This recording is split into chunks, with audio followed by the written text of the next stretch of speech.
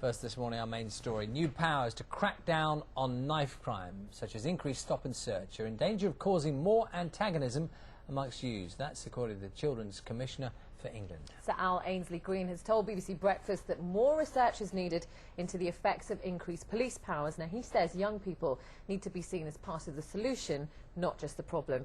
Breakfast's Keith Doyle has been talking to teenagers in South London. Police station around the corner, someone got killed there last year, bit of argument on the bus. In this part of southeast London, some young people believe it's essential to carry knives for their own protection.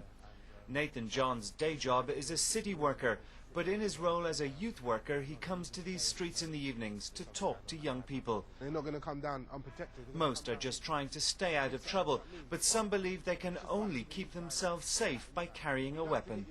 I walk with a knife most of the time. So you carry a knife? Yeah, most of the time. Most of the time you carry a knife.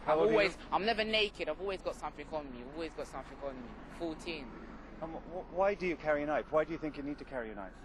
Like, for situations, because you never know when you travel off ends and you bump into the wrong people. You got to show them what time it is.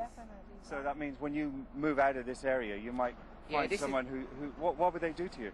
Like, this is Lewisham. Like, it's like we're not even all teamed up together. We're all divided. Everyone's beefing each other around here. If there was like no beef, nothing, everything was just cool, yeah, nobody wouldn't carry no knives. It would be a safe place back then.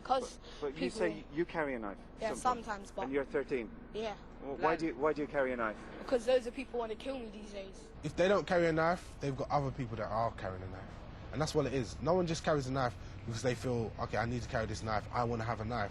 They're carrying a knife because they feel that there's another group of boys who are going to be carrying weapons. So if they don't carry weapons, they're defenseless. Those who have nothing to do with carrying knives, sometimes called shanks, say bravado can quickly spill over into real violence. Well, I've had a knife held to me like myself. I've been threatened with a knife. You have to watch your back all the time, innit, for all these young guys, yeah, because all they're carrying is shanks or a strap or whatever. They've always got something on them, trust me. Always. And they don't mess about, they will shank you up as well. They will, they don't care. If you was to ask them why you're carrying a knife, they would say that, oh, I'm carrying it for protection, but I think that behind closed doors, if you was to be a fly on the wall and watch them, they're carrying it to show, I'm hard, you can't touch me. The government's crackdown on knife crime has seen teams of police use new controversial powers to carry out stop and search operations and use portable walk-through knife detectors. The police have described this as in-your-face policing, but there are fears that it could alienate the very people they need on their side. There's a balance here, on the one hand for young people to feel safer by having the presence of police, but on the other hand making sure that the new powers don't create further antagonism by increased stopping and searching. These are very contentious issues, and I certainly support the case for much more research on the effects of these policies, particularly seeing the world through the eyes of the children themselves, actually asking them and making them part of the solution rather than ever being portrayed as the problem. The work that we do works with communities and young people and is aimed at making them not only actually safer but feel safer.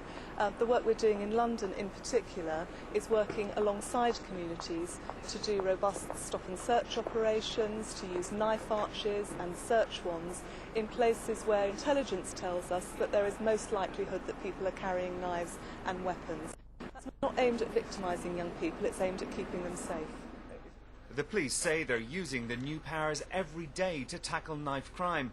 But in many city areas like this, where knives are carried routinely, it's not enough to simply remove the weapons. It's attitudes that also have to change. Keith Doyle, BBC News.